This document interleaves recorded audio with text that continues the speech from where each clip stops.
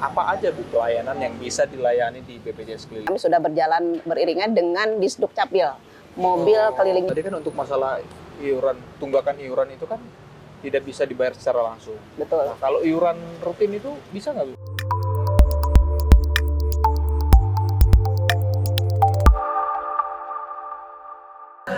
Halo Tribuners, kembali bersama saya Daniel Damanik di program Ngobrol Bersama dengan BPJS Kesehatan. Khususnya dan saat ini saya sudah berada di wilayah Kabupaten Bandung Barat. Dan sudah ada bersama saya yaitu Ibu Utami Sri Rahayu sebagai Kepala Kantor BPJS Kesehatan Kabupaten Bandung Barat. Apa kabar Ibu?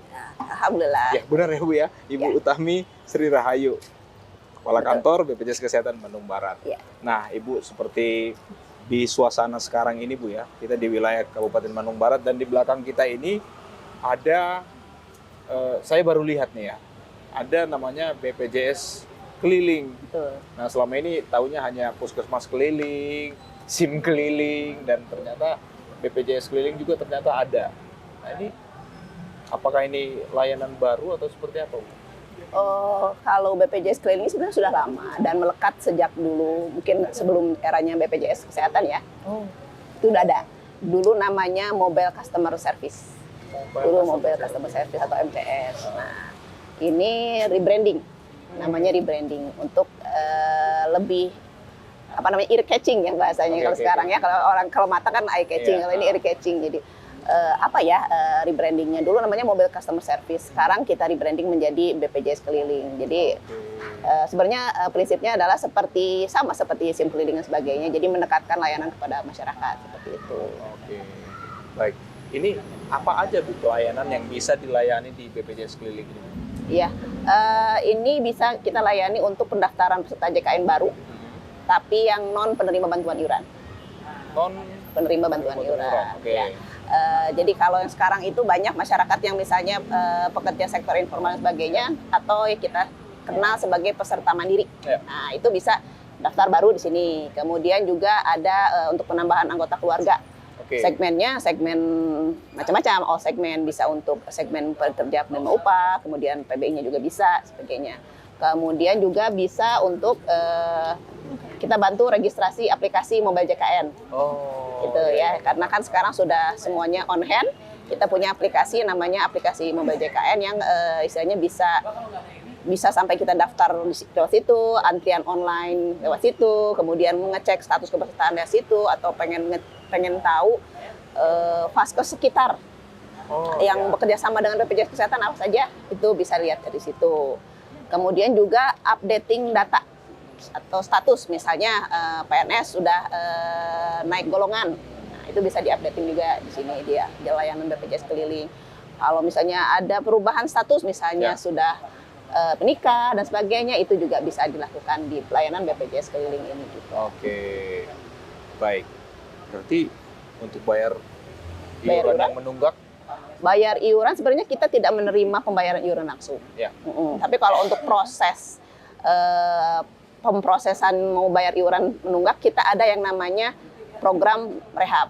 Ya. Nah, program rehab itu sebenarnya salah satu layanan yang kami luncurkan untuk mempermudah peserta, terutama peserta mandiri yang menunggak untuk membayar. Nah, itu kita bisa dibantu diproses. Nah, tapi untuk pembayarannya tidak langsung kami terima di sini, tidak ada pembayaran mobil langsung. ini Tidak ada. Jadi pembayarannya lewat channel pembayaran, misalnya contoh yang gampang ya lewat bank ya, mobile banking dan sebagainya. Kemudian juga ada di Alfamart ya, Indomaret, gitu. Kemudian juga di Pos, Pegadaian, dan Shopee, Tokopedia juga bisa. Jadi sudah luas. Sangat murah Bu ya. Jadi di sini adalah fokus untuk mengarahkan saja dan membantu untuk mempermudah Bu ya. Betul, informasi dan menjangkau masyarakat. Gitu. Apalagi kan kalau KBB ini ya segini ya, kontur geografisnya seperti ini ya, naik turun dan sebagainya gitu kan. Ada yang paling jauh mungkin di Rongga, di Gunung Halu, itu kan kalau datang ke kota, kebetulan kantor kami di Padalarang, ya waktu, ya biaya ya, dan tenaga cukup kasihan ya untuk masyarakat. Jadi kita lakukan pelayanan keliling ini untuk menjangkau masyarakat di kabupaten. Menjangkau masyarakat terdekat dari masyarakat, seperti kawasan Rongga dan ya Gunung Halu itu memang cukup jauh Bu ya. Masyarakatnya mungkin masih banyak juga yang belum terbiasa dengan BPJS Kesehatan ya untuk atau yang belum tahu gitu ya, yang belum tahu ya. layanan bisa bertanya juga, kita layani informasi dan pengaduan keluhan kita layani juga lewat BPJS Keliling. Baik, Bu. Kalau untuk daerah-daerah yang sulit terjangkau ya, sulit terjangkau dan masyarakatnya sulit untuk mengakses ke puskesmas atau mengakses ke rumah sakit seperti kawasan Rongga itu. Nah, apakah BPJS Keliling ini akan selalu beriringan dengan puskesmas keliling, Bu? Atau seperti apa? Atau kadang hanya BPJS Keliling saja? Atau seperti apa, Bu? Oh, itu fleksibel. Fleksibel. Kebetulan yang sekarang kita jalani ini kami sedang kunjungan dijadwalkannya ke puskesmas-puskesmas. Oke. Nah, hari ini di Puskesmas Cibaruga, yang lain kan kita punya 32 puskesmas di Kabupaten Bandung Barat. Jadi ada 32 kunjungan.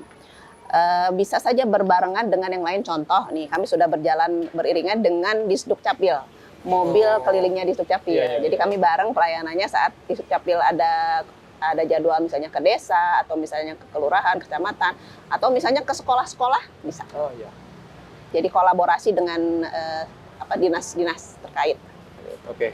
Bu, menarik tadi Ibu sampaikan bahwa ada 32 puskesmas di Kabupaten Bandung Barat. Kalau dalam satu hari aja di satu tempat kurang, Bu, nih. Iya. Ya, kurang. Nah, gimana, Bu, penjadwalannya supaya masyarakat tahu nih bahwa BPJS Keliling ini tanggal berapa? Ada jadwal khusus nggak sih, Bu, yang disiapkan? Ada. Jadwalnya kita pertama bersurat ya, biasanya bersurat ke instansi terkait ya. Kalau misalnya ini, kalau yang sekarang ya ke kepala puskesmas atau kepala desa, kalau kita ke desa gitu kan. Nah, seperti itu, atau ke kecamatan. Informasi itu secara resmi memang kan formalnya sudah ada. Kemudian juga kami lakukan, kami buat leaflet, brosur yang memang sekarang kan kita bisa share melalui grup-grup WA, kemudian juga di Instagram dan sebagainya kita sharekan seperti itu. Jadi cukup broadcastnya gitu seperti itu informasinya.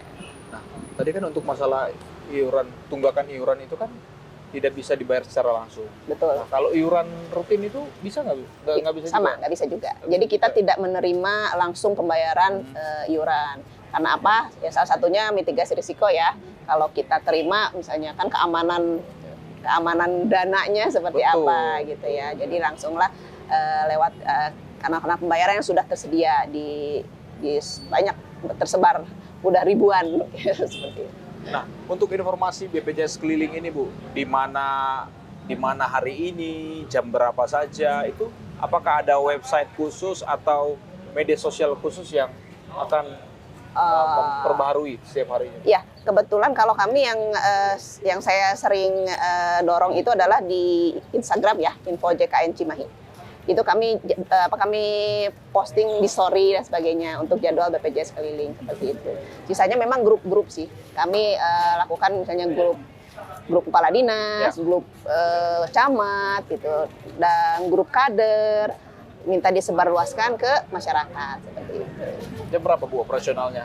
Per titik itu jam operasionalnya? Oh, jam operasional. Rata-rata kita mulai dari, kalau berangkat sih memang kan dari pagi ya intinya. Cuman kalau untuk di titik pelayanan biasanya jam 9 sampai jam 12 misalnya. Secara tentatif, tapi kita lihat layanannya misalnya kalau jam segitu masih penuh, ya kita lanjut nih biasanya. Ya biasanya sampai jam 3. Tapi di pelosok-pelosok kadang malah sampai maghrib pun layanannya baru selesai maghrib gitu ya, karena memang animo masyarakat terutama di pelosok yang mumpung ada gitu ya, makanya masyarakat itu mengejar gitu, kalau memang ada keperluan mengenai penjaminan JKN dan sebagainya dia kejar daripada harus ke kantor gitu kan gitu. Baik, apa sih, Bu, kendala-kendala yang mungkin dialami tim dari BPJS Keliling ini, Bu? Khususnya bagi masyarakat yang ada di pelosok, bagian pelosok yang mungkin jauh akses ke rumah sakit, bisa berjam-jam ke rumah sakit. Betul. Apa sebenarnya, Bu, kendala-kendala yang sering kali disampaikan di BPJS Keliling ini? Oh, untuk masyarakatnya maksudnya? Ya, masyarakat. Oh, bukan pelaksanaan BPJS Kelilingnya ya, tapi kendala atau keluhan masyarakatnya. Oh, biasanya sih tentang pelayanan kesehatan ya, misalnya ada misal nih ya, ada yang ini mah kok nggak dijamin JKN misalnya kayak gitu kan, atau kalau kok ini bayar ya gitu ya, seperti itu misal. Kemudian lagi nonaktif, kepesertaan nonaktif, biasanya peserta yang penerima bantuan iuran yang nonaktif itu kenapa ya kok nonaktif gitu ya, seperti itu.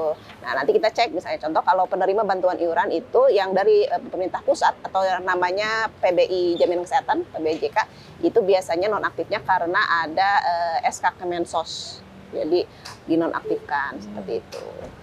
Kemudian kalau warga yang lain sih sebenarnya banyaknya sih itu tentang kepesertaan yang non aktif seperti itu. Gitu. Oke, baik Bu. Yang jadi kendala-kendala ya, mungkin orang-orang ada kader dari BPJS juga kan, ada tuh Bu, kader yang bisa bersentuhan langsung dengan masyarakat ya, yang jemput bola juga konsepnya Bu ya. Nah, yang menjadi pertanyaannya, kerap kali orang-orang khawatir dengan data pribadi, kerahasiaan data, dengan adanya BPJS keliling ini seperti apa Bu? Meyakinkan masyarakat kalau ini tetap sama dengan kantor yang berpindah saja gitu loh. Ya, mobile ya. Ya. Sebenarnya kalau dalam pelayanan itu kita menyediakan formulir yang nanti bisa dilihat mungkin ya pelayanan di situ. Jadi formulir di baliknya itu ada semacam persetujuan. Oke, baik. Persetujuan pelindungan data. Nah, seperti itu. Jadi masyarakat atau peserta sudah menyetujui bahwa datanya akan kami terima dan kami juga menjamin kerahasiaan data seperti itu. Berarti ini difokuskan bagi BPJS keliling ini ke desa-desa yang mungkin jauh dan sekolah-sekolah berarti. Sebenarnya by request juga bisa. Jadi kalau misalnya contoh, gampang sebenarnya. Tinggal membuat surat saja. Sebelum surat biasanya kontak-kontak kami dulu gitu ya. Misalnya contoh misalnya Bu, saya pengen ada dong pelayanan BPJS. Contoh di lingkungan Pemda. Ya. Di lingkungan Pemda yang PNS ya, notabene PNS itu belum terupdate misalnya, SK-nya belum terupdate, gajinya belum terupdate, atau misalnya satuan kerjanya sudah pindah. Oke. Nah, itu tinggal bersurat ke kami, nanti kami jadwalkan. Sama halnya misalnya perusahaan, misalnya kan Swasta, dari Ibu, swasta, ya swasta Oke. misalnya. Ini pengen pindah vaskes misalnya gitu kan, ingin pindah vaskes ke misalnya ada klinik di dekat situ gitu ya. Tapi kan harus bekerja, jam kerja susah gitu ya istilahnya kalau minta izin. Bisa bersurat ke kami untuk pelayanan BPJS keliling misalnya di perusahaan mana, boleh. Oke. Nah, tadi kan boleh tuh Bu untuk perusahaan swasta atau pemerintahan daerah. Nah, kalau nih misalkan ada organisasi atau komunitas yang mungkin sudah terpikir untuk misalkan komunitas UMKM dan sebagainya, berpikir wah ini kayaknya kita harus menarik nih mengundang BPJS keliling untuk memberikan sosialisasi dan memberikan perubahan-perubahan pelayanan atau perubahan-perubahan data. Nah, itu boleh nggak sih Bu untuk organisasi kemasyarakatan atau komunitas-komunitas atau kelompok-kelompok tertentu? Boleh. Apa? Jadi sebenarnya bebas sih istilahnya gitu ya. Sesuai kebutuhan, sesuai keperluan itu bisa gitu. Contoh misalnya apa ya? Misalnya kebetulan kemarin itu pemberian informasi langsung dari yang Persatuan Disabilitas. Oh, ya. Itu juga bisa. Jadi sebenarnya BPJS keliling ini bisa dibarengi dengan sosialisasi pemberian informasi langsung, gitu. Nah kalau ini kan langsung pelayanan, jadi langsung pelayanan, langsung yang bertanya langsung kita jawab. Tapi ada juga segmen khusus di mana tetap pelayanan, tapi misalnya ada salah satu personel lagi yang bertugas mengumpulkan warga.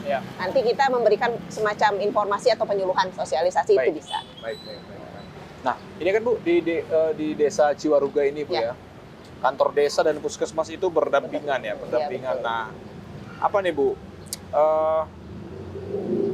Yang antusias dari masyarakat khususnya bagi puskesmas dan kantor desa yang bersebelahan seperti ini dan ada hadir BPJS keliling ini. Nah, seperti apa Bu antusias dari masyarakat dengan kehadiran dari BPJS keliling ini?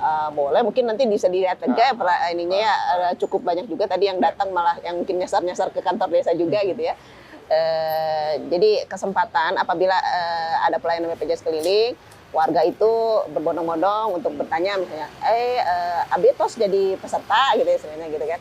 Atau misalnya, ini ada saya tuh udah ngelahirin nih anak nih belum dimasukin gitu ya ke BPJS-nya, bisa didaftarkan. Atau misalnya warga baru pindah dari misalnya luar daerah lah ya, saya seperti itu. Ternyata belum sempat nih pindah Vaskes, nah dia bisa lewat layanan BPJS keliling ini seperti itu. Oke, baik. Bu, selama di Kabupaten Bandung Barat ini Bu ya, dengan adanya fasilitas BPJS Kesehatan, apa nih Bu pengalaman mungkin yang unik? Apakah ada masyarakat yang datang untuk minta berobat ke BPJS kelilingnya seperti apa Bu? Ada Kalau berobat sih enggak ya, mungkin paling ketidakpahaman ya, mungkin karena ya ketidakpahaman. nggak paham, kemudian dia mengeluh Ya. gitu ya, kenapa ya misalnya nggak bisa digunakan gitu ya, sebetulnya. Kayak gitu yang biasanya kita terima gitu ya. Ada seperti itu. Ada masukan nggak sih Bu dari masyarakat? Baiknya kalau BPJS keliling ini ada dokternya dong, atau ada barang puskesmasnya dong, atau seperti apa gitu Bu? Kalau itu untuk dari masyarakat langsung tidak, Ya. cuman dari istilahnya cuma dari stakeholder misalnya dari dinas dan sebagainya gitu yang kayaknya kita enak deh kalau bareng gitu. Oh. Contohnya yang ini ya, Kolaborasi berarti, ya, Bu, yang di Sukcapil ini benar enak. Karena apa? Kami kan datanya Bainik juga ya. Betul. Nah, pada saat bareng dengan di Sukcapil misalnya, ini anak baru didaftarkan misalnya NIK dan sebagainya, nanti bisa langsung ke sebelah kami misalnya ke JKN-nya sudah terdaftar belum, atau sebaliknya gitu ya. Pada saat mau daftar JKN ternyata oh ini NIK-nya ada masalah, tidak valid gitu. Oh, mohon ke sebelah dulu ke Dinas Dukcapil seperti itu. Dibenerin langsung di-update data NIK-nya seperti itu. Lebih banyak masukannya dari stakeholder, kalau dari masyarakat langsung jarang kalau untuk itu. Oke, baik Bu. Tadi kan Ibu sudah menyampaikan kalau BPJS keliling ini sebenarnya dari sejak awal sudah ada ya Bu. Rebranding menjadi Rebranding, betul. BPJS keliling. Ya. Nah, apa nih Bu inovasi-inovasi yang sudah dilakukan ya dari sebelum nama BPJS keliling sampai menjadi BPJS keliling hingga kedepannya itu akan seperti apa Bu? Sebenarnya ada satu lagi. Ya. Ini sebenarnya ke depan dan memang sudah terlaksana. Ya. Kami ada BPJS Kesehatan Online. BPJS Kesehatan Online. Apalagi Ya. nih Bang? Nah, kalau ini kan jalan ya, mobilnya jalan, mobile keliling. Nah, kalau online ya seperti yang kita dengar, online itu kita menggunakan media Zoom untuk pelayanan administrasi untuk JKN. Nah, jadi ini tahap sosialisasi atau seperti apa? sudah jalan. Kalau ini sudah jalan, kebetulan kalau di kami baru dua desa pilot project. Ya. Adanya di Desa Ngamprah dan Desa Cilame. Ya. Itu jadi petugas kami ada di kantor. Nah, kami punya PIC di masing-masing desa untuk penjadwalan dan yang istilahnya yang posisi yang di sananya siapa gitu ya sebagainya. Jadi buka Zoom pada jam yang sudah ditentukan, warga juga sudah mengetahui, misalnya contoh jadwalnya itu Selasa dan Kamis. Nah, itu. Jadi warga ke desa untuk mengikuti ini, misalnya BPJS Kesehatan Online ini bisa sama seperti pelayanannya yang dilakukan di sini dan juga yang dilakukan di kantor, hanya saja kita menggunakan media Zoom meeting seperti itu. Itu yang sudah dikembangkan lagi ya. Kalau kita lihat sih setelah COVID ya, Zoom ini sangat kepake gitu ya. Ya, berarti pengembangannya seperti itu Bu ya. Ya. Akan ada online ya. Online. Sudah ada ya. Sudah ada 2 desa yang menjadi percontohan ya, pilot project yang ada di sini. Nah, itu tadi Tribuners yang disampaikan ya terkait dengan apa manfaat dari BPJS keliling ini ya Bu. Dan garis besarnya itu tidak ada pembayaran di sini Bu ya. Tidak ada pembayaran tidak di sini karena berbagai aspek ya Bu, berbagai aspek. Dan sebenarnya dari BPJS mobile JKN sendiri sudah sangat-sangat lengkap. Betul. Pembayarannya seperti apa dan kemana saja sudah cukup sudah banyak Bu ya.